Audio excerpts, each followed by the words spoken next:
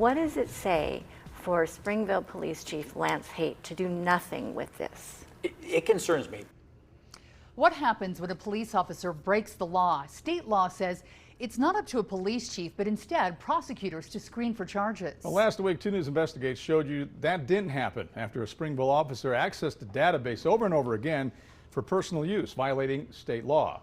Chief investigative reporter Wendy Halloran dug through records and found other officers have faced charges for the exact same thing.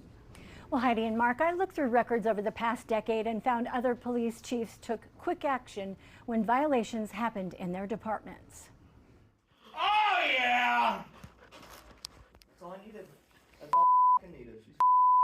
That was Sergeant Larry Tusher on September 1st, 2023, when a woman he was reportedly holding a grudge against driver's license came back suspended. We've seen a little vignette of a few minutes of what happened this day. That incident never factored into the internal affairs investigation against Tusher. April 2nd, 2024, he ran his wife's new boyfriend. October 28th, he ran a woman's information for his girlfriend's coworker and gave it to them. November 21st, he solicited a Utah County Sheriff's deputy to run his now ex-wife's boyfriend. 3 sustained policy violations and 3 instances in violation of Utah law. He was demoted and went before the Peace Officer Board pleading for leniency, which he got. I know my choices come with consequences, but I'm pleading for mercy at this time. Chief Lance Haight admitted he never sent this to an outside agency for a criminal investigation.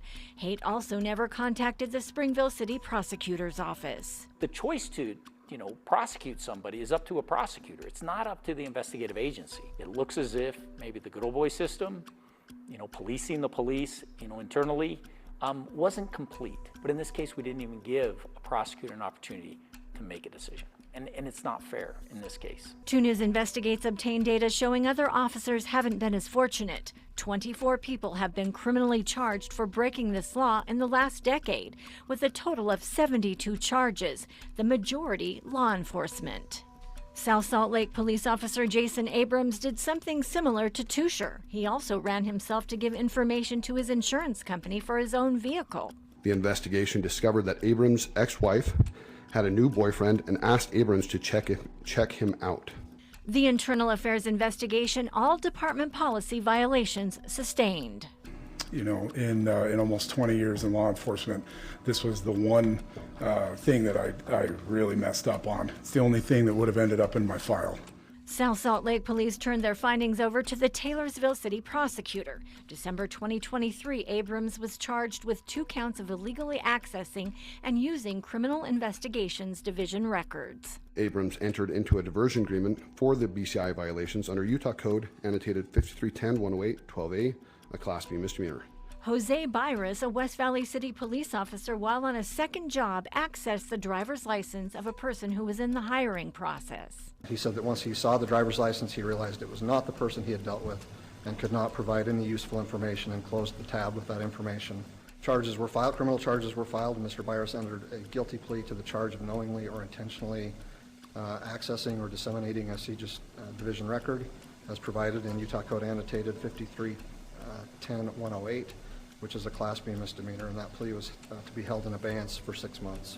Former Harriman City police officer Daniel Beckstrom, in 2024, while attempting to honor a citizen's request, allowed the citizen to photograph a vehicle registration record in violation of the law. This appears to be a severe mistake and a lapse in judgment. I would hate to lose an officer like this to our law enforcement community.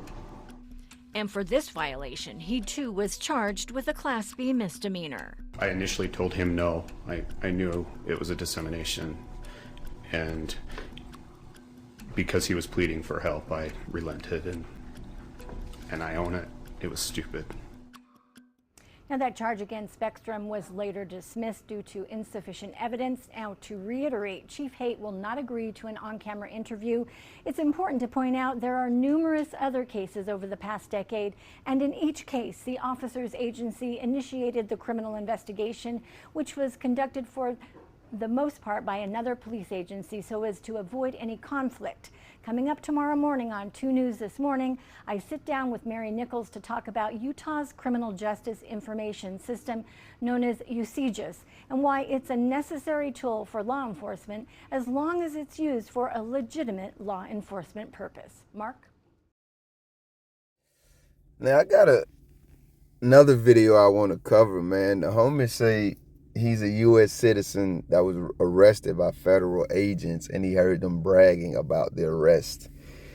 I'm not going to jump out of the window on that video, but I'm thinking he's talking about all these ICE raids, and obviously I don't think ICE is supposed to be arresting U.S. citizens. Utah, what's up? I'm Trailhand Bill, reporting live from South Florida. Probably a long, lengthy way from you guys. I would love to visit, though. I'm pretty sure it's a great place, through and through. Definitely seems like you guys have a similar problem that our entire nation, and I would venture to say our entire world has. That is a people in power corruption issue. Now, we got Chris Bertram on the screen, a retired deputy chief, and that's all I could read before it dropped down. And I'm going to tell y'all something about this guy. This guy is racist as hell. A white guy racist against white. I am Trailhand Bill reporting live from South Florida on this beautiful Monday night, 8/26. I'm going to keep it real with y'all. I'm tired as hell. I'm ready to go to bed. He referred to these people as the good old boy system, and he's saying the good old boy system is protecting officers from charges and from criminal prosecution. Now, if you Google good old boy definition, and I'm pretty sure you will get many different results depending on what you're looking for. But I got to keep it real. Y'all know me. I don't do no front. I don't do no politicking. I don't do no lying. Not even for my own benefit. The first result I got that popped up was a man who embodies some or all of the qualities considered characteristics of many. I can't say. If I say the next phrase, y'all gonna think I'm the racist. So let me just say, fam, you call them good old boys, and you call the system that's protecting them good old boys, man. Some people gonna say your ass racist. Why you saying that, Trailhand? Hell, because when I point out the obvious, being a black man, I gotta be racist. That's the only reason all right, I'm gonna keep it real. Y'all don't do that over here, but on a lot of other platforms, you cannot be. If you're a man pointing out female issues, you got to be sexist. If you're this pointing out that, it always has to be some kind of ism attached. It cannot just be us telling the truth about what the hell is going on clearly before our eyes. Did I just say that? Tell the truth about what's going on clearly before our eyes. So let's just go ahead and start at the end. America's justice system. How the hell did y'all exonerate this Johnny from this charge that his ass is on audio at least? I'm pretty sure y'all got a visual of it too. He admitted it on the damn camera. He said, yo, I did it.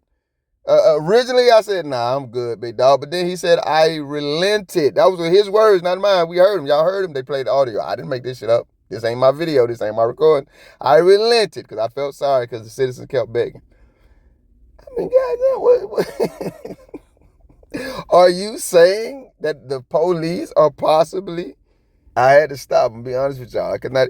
Are you saying that the police are possibly eliciting false confessions? Is that why? I mean, the man confessed to the crime. It's just a misdemeanor.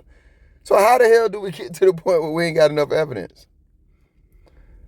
I tell you why. This is the government that we're dealing with. This is the just us system that we're dealing with. So no matter how much humor I may have put in my tone in this video thus far, no matter how much humor you have heard in this video thus far, I want to reiterate the point. This is the just us system that we're dealing with, and it is disgusting and despicable. These are notable criminals, man.